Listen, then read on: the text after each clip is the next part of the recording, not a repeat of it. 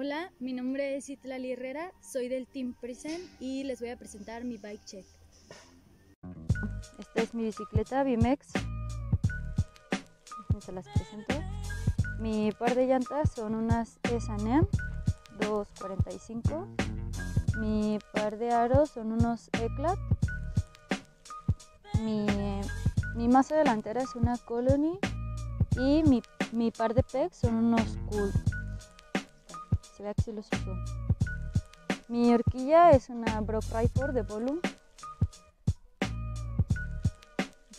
Mi poste es un trébol de Flybikes con el taponcito de la horquilla color dorado de BG para que combine con los detalles de la bici.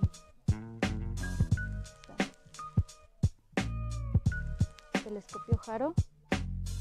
Hay un adornito, un espaciador color dorado. Mi bar es un Animal 9.5, solo que lo recorté 3 centímetros por lado.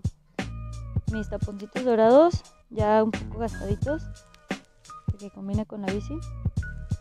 Y mis grips son unos Odi, que también recorté. Eran completos, pero pues ahí los recorté un poquito. Bien, mi cuadro es un Chase the Heart de Cool, es 20. Está nuevecito, tengo menos del mes que lo compré. Claro, en Prisen.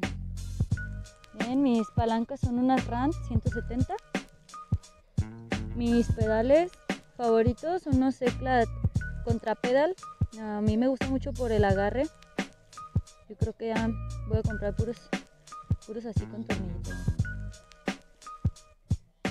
Mi parte favorita también, mi Sprocket Profile de 28 picos, está al lado derecho.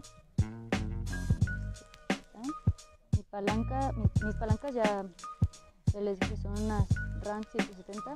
Mi cadena una IBN nuevecitas. Y aquí está, mi cubremasa es un RAND también. Y mi masa trasera es una Iris Roadie. Bien, pues me siento Shadow.